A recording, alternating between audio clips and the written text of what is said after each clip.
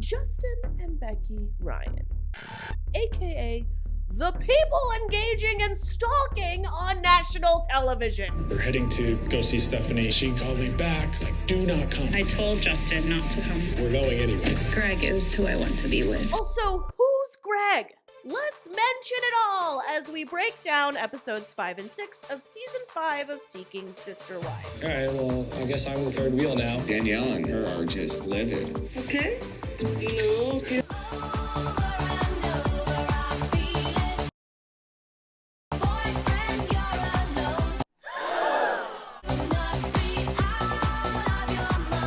We start off in a kitchen in Cancun, Mexico, where Danielle and Roberta #2 currently have Garrick by the balls over his lie that he would not continue to be on the dating apps. Garrick told Nathalia he was not on the dating sites. And then Danielle's face says it all here, and it's like, I wish Danielle's face would tell Danielle how Danielle feels. Like, run! Leave his ass! There can be miracles you cannot achieve. Garrick is still denying any wrongdoing. After I disabled things, you cannot see them anymore. And I only responded to the old people like I told both of you I would. Look, only old people are enabled for me to chat with. See? I didn't do anything wrong. I'm only chatting with grannies and old ladies like we talked about. you can still chat with them. You can? Yeah. Garrick's going through every move in the playbook. Deny, play dumb. Well, I didn't realize that if you downloaded an app and then filled out a profile and messaged a woman and sent that woman pictures of your that meant you were on the app. Like, y'all are crazy to stay with him, okay? Y'all need to run away, okay? And make all the people online who think Danielle's a secret lesbian who was always in love with Roberta #1 happy. Let's go, lesbians! And Danielle drives me nuts because she knows exactly what's going on with Garrick. Just be like honest. Like, I am still really wanting to date more people. I understand what you're talking about now. I kept the apps open Now you understand. to not engage with them anymore and be rude to them. I'm coming in the Cherokee. When I get to where I'm going, gonna have you trembling. Fast guy, young bad girls do it well. Here we go! My favorite version of Danielle is back again. Oh, now you understand? Now you understand, Garrick? What? Do I have to go back in time and turn myself into a 26-year-old to get you to understand? Is that the problem? I'm too old, Garrick? What are you, Marty McFly, and I'm your mother 20 years into the future, Garrick? But remember, I told you I didn't shut everything down because I wanted to settle things with past people because I didn't think it was fair to not engage with them anymore and be rude to them. Now remember, little girls, I told you I shan't be rude to people I already sent pictures of my to. Danielle's rolling her eyes. She's like, oh God, even if we had a time machine, it still wouldn't be enough time for him to settle things up with every woman he's ever sent a pic to. I did what I said.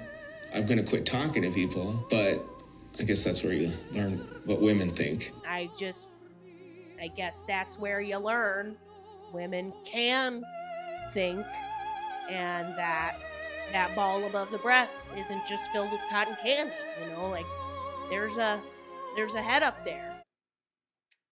We get some more oil for my biceps, please. Also, do we have a shorter cameraman available? I feel like he's towering over me. I definitely think I've hurt my relationship with Nathalia. Well, not getting laid tonight, that's for sure. Thanks a lot, Danielle. I was going to propose tonight, and that ain't happening. I was gonna get on Danielle ass tonight. No, I'm not. As entertaining as this fight was, it's kind of a relief to get out of Cultiest Cancun and into East Stroudsburg, PA, where we find the Saludons, who are on their way to the airport to pick up their potential sister wife, Keisha. But first, they have to shoot a Target commercial. Are you in the market for a married man who's tired of banging his wife but doesn't want to divorce his wife, and a wife who will immediately get jealous of every single thing you do, then try out polygamy. Just kidding, they're picking up flowers. But really, they're stopping so we can get a scene of Nyla telling Naeem that he's not going to be allowed to bang Keisha. The flower lady brings them their flowers, and production has clearly told this lady to ask what the occasion is for. They have not, however, remotely prepared her for the answer. Well, the occasion is we are meeting a potential sister wife. Okay.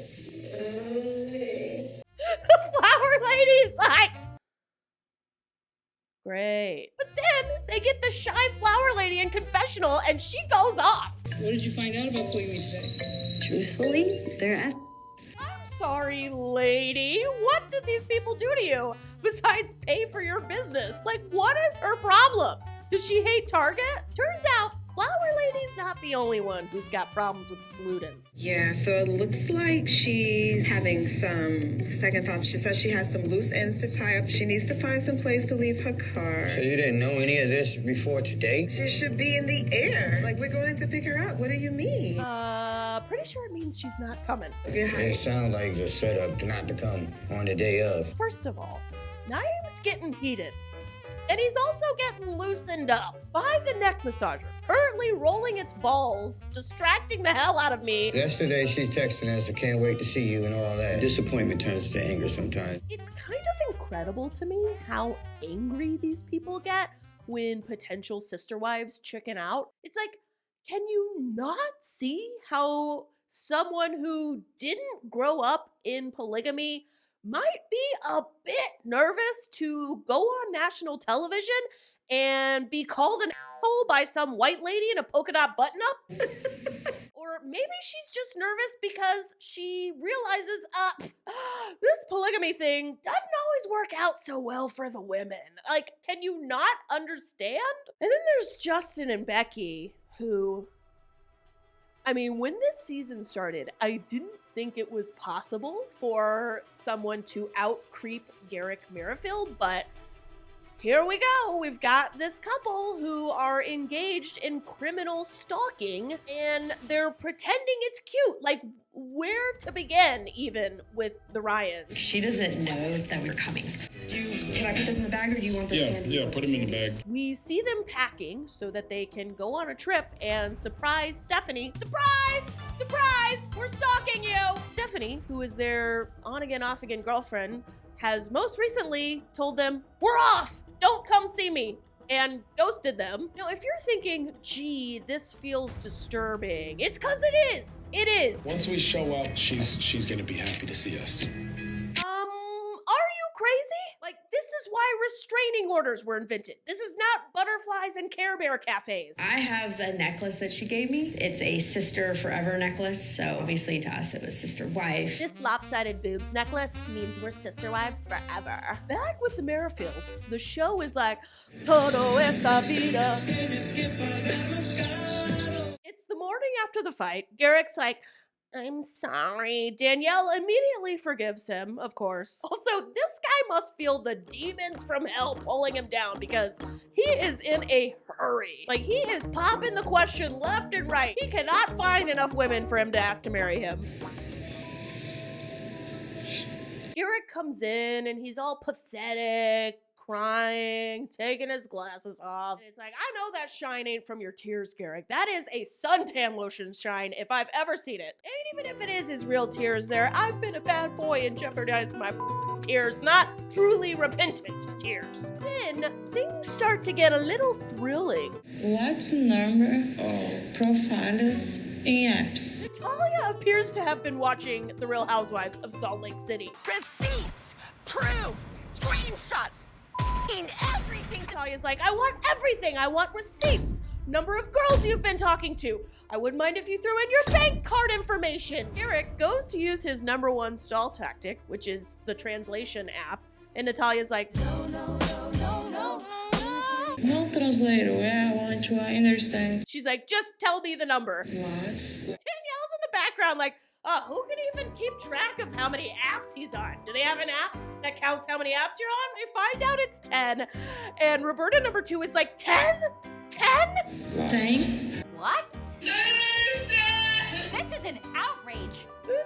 us on a little cliffhanger while we go back to the Saludons, who are just as delusional as the Ryans. We definitely thought we found the one. Her relationship with Keisha was perfect. My relationship with her was perfect. It's like, don't you think the fact that she ghosted you means it wasn't perfect? Then Naeem is like, I'm starting to think it's like kind of stupid to build all your hopes and dreams on somebody you've never even met in person. Meeting people face to face is better. I'm tired of this social media stuff. Meeting people in real life scares me because Nyla's like, meeting people in real life scares me. Does Nyla even want to do this? How many couples is this show going to present to us where it's just one person who wants to f around and another person pretending they're okay with their partner f around? Like, it is getting a little old. Like, how many Danielles am I going to be forced to watch on this show? We are then transported to the living room of the Davises, where April is going to be giving her daughter, I mean sister wife, Danielle, a talking to. Because, if you don't remember, in a moment of panic, or some might say clarity, Danielle previously upped and left. Like, moved out, got a new apartment, and then now she's back. I just don't know if you know the seriousness of the impact you had when you left. To me, this scene just comes across as a parent scolding their child. You know, you went and got this lease at this apartment and handled your finances. And there's the real issue. The finances. April's pissed about the finances. She's like, how are you gonna be paying for an apartment and helping us pay for our mortgage? And then, of course, April uses cute baby Vera. It was probably the most hurtful when I'm trying to brush Vera's teeth and she won't even let me do it because she's used to you doing it. You know, I barely even noticed when you didn't deposit your check into our joint banking account. It was actually Vera who noticed. She was like scrolling mobile checking and she was like, oh, she didn't deposit the check into our joint banking account. How are we gonna pay for toothpaste? You know what kids don't give a shit about? Brushing their teeth. I spent like 7 years of my childhood pretending, just throwing some water up there until I hit 13 and realized, oh my God, we're supposed to be trying to be hot. Episode 5 ends with the craziest shit I've ever seen. The Ryans are driving to go see someone who is refusing to take their calls. I love her to death. I'll take a bullet for her. I'll do anything for her. Except respect her boundaries. Guess you can't do that. We're tired of being treated like crap, to be honest. These people are actively stalking someone, and Becky's in confessional talking about how poorly they're being treated. It's like, are you kidding me? I hope Stephanie presses charges and we spend the rest of the season watching a court case unfold with the Ryans. Listen to me. You're an idiot. You know you're an idiot. Right before we get to episode 6, the Ryans reveal they've decided to pay Stephanie's gym membership fee on the way to stalking her. Hey, maybe if we pay her gym membership fee, she won't call the police on us. Yes, is this Adriana Lima's agent? Okay, I just sent her $49, or roughly the equivalent of 1 month's membership fee at Planet Fitness. I'm guessing once she finds out, she's probably gonna want to marry me. So, just wanted to leave my details on your voicemail here. She has windows to her garage. I'll look. I'm not afraid to look. I know it seems crazy. No, it seems criminal. We go back to the Sherwoods to start episode 6, who are discussing venturing forward with Sarah. And look at Ashley's face. This is the face of someone who has just fallen for her first lady love. And hope Shane's ready. They go to a mini golf course to have a throuple date. But really, it's an Ashley-Sarah date with Shane as the awkward third wheel. All right, well, I guess I'm the third wheel now. My first impression of Shane is, he looks like an average guy. Ouch. Dad. Ooh. This is the first time I've ever seen Ashley flirt with another girl in front of me.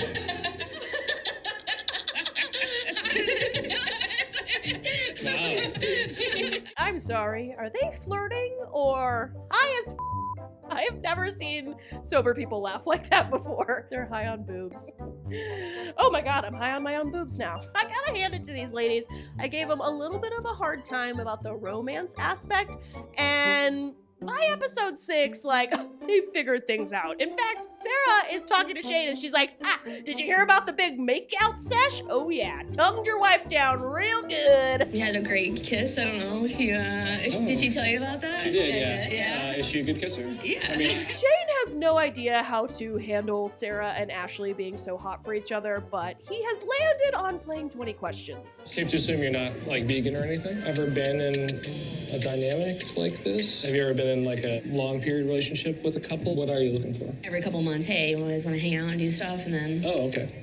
It almost sounds like maybe you're not looking for the same thing that we're looking for. I think that Shane's coming on too strong. I mean, it's only a second date. Oh, it sounds like we're not looking for the same thing. Ashley's like, shut up, Shane, shut up, Shane, shut up, Shane. We go back to Cancun with the Merrifields, and the editors are, once again, having fun with this Latin music. They're like, Iba se aquel, no me voy, como la flor, con tanto amor, me dices tú, pero ay, como me duele.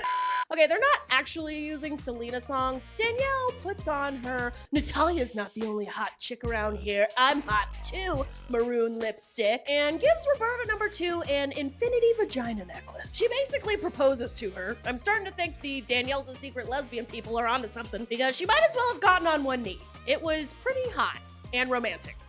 If you would be my sister. Yeah.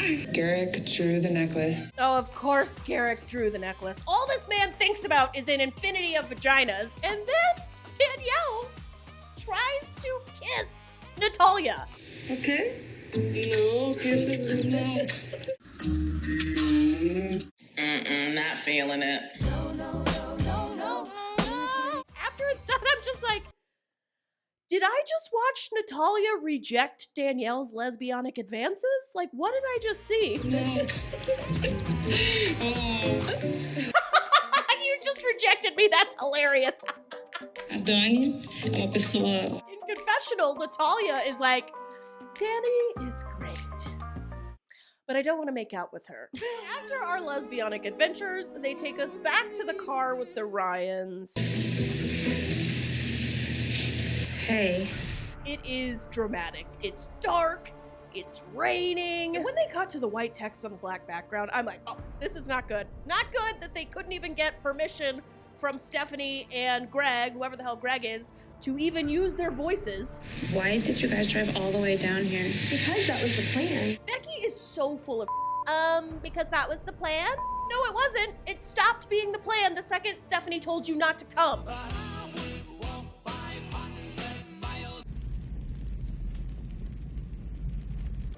We finally learn who Greg is. Apparently there is a 4th person in the mix here. Greg, who by the way, Becky and Justin, we learn, did know about, but thought that nothing sexual was going on, has been around for a while. He's been a player in the mix for a minute, okay? The Ryans were told Greg was just a friend, and, you know, they're learning today, or probably just lying and always already knew, that he's actually Stephanie's significant other. So Stephanie tells them, hey, I'm choosing Greg over y'all. And Becky is hilarious. Becky has a full-on meltdown. She's like, oh, so you don't love us at all? Not even after stalking you? Greg is who I want to be with. You don't love us anymore at all? That's not fair to do that to me. I just need to know, so I need to go get tested now because of you. And that's it.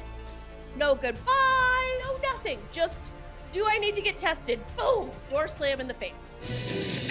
Then, Justin, in confessional, is like, well, we just need to figure out what Stephanie's deal is. Are you kidding me? What exactly do you not understand about her ghosting you and telling you she's chosen Greg? Oh my God, I can't with these people. They deserve to be cheated on, you know? Good for Stephanie and Greg, and I hope they gave you the clap. Why does it hurt when I beat? Back to the Saludons, and after Keisha failed on them, we get the next best thing besides them hanging out with an actual sister wife, you know, the thing the show is supposed to be about. We get time with Jamila, who delivers right away. Hello, Mother Dearest. Hello. Oh, That should look nice. Today was supposed to be a dinner for you to meet Keisha. She kind of stood us up anyway. She didn't come. Good. Yeah. She said good. Jamila pulling a Lucille Bluth. Good for her. Good for her. Thanks for the positivity. Well, you didn't even warn her what was coming, so what did you expect? You can't sneak attack Jamila, okay? She will crush you into 1,000 pieces. We get a very interesting discussion on what the Quran says about polygamy and how all of this has to do with their faith as Muslims. And then when they do that little like coming up trailer for what we're about to watch in 3 minutes, they do it like it's a trailer for a scary movie. I know Garrick's feeling like ready to propose. I'm feeling scared.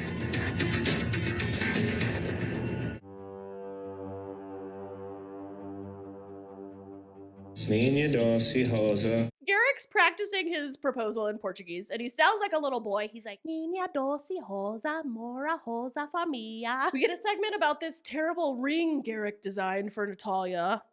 I'm like, what is this? My sister wife's closet 2? Return of the terrible jewelry? Are you nervous? Well, So, are you nervous about the proposal, baby? I tried to make out with Nathalia. Damn it. I would be honored to have you by. The proposal should be romantic, but Garrick is staring down at his translation on his phone the whole time, and also it's like really distracting. He's continuing to do that petting thing both him and Danielle constantly do. Also, the actual words he's saying come off really bullshitty. I love you and Danny with all my heart, and I will strive to love and promote you both. What he should be saying is, I love you with all of my and I will strive the rest of my days to find as many women as possible until my dies. And Ick gets down on one knee and, in Portuguese, asks Roberta number 2 to marry him. Danielle and Natalia's mom are watching nearby. And it's supposed to be this big romantic moment. Natalia in her Selena lipstick, and Garrick having learned his 7 words of Portuguese. But I'm like, whatever.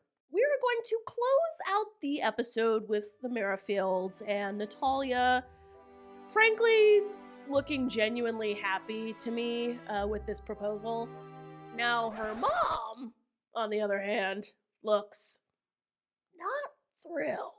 And then we're forced to endure a let's joke about Garrick banging Nathalia segment. Ready to get some sleep. Oh, yeah. Sleep. Okay. Sleep. This is so sad. They asked Danielle about Garrick and Nathalia, and she's like, It's almost like you have to detach yourself. It's like a whole new relationship. It's like your best friends out there. Like, it's weird. It's different. how do I deal with them? Oh, I just detach from reality. Like this. See? I'm no longer in reality. Who are you? And they end the episode implying Garrick and Nathalia are gonna bang. However, the previews for the next episode show a rocky path ahead for Garrick and Roberta number 2. Because I think it's time to prepare the way for Roberta number 3. Michigan Roberta. Miriam is from Michigan. I think you're beautiful. All right, thank you so much for watching this. These videos are really fun for me to make, and I appreciate everyone's support. It's been a doozy of a trip.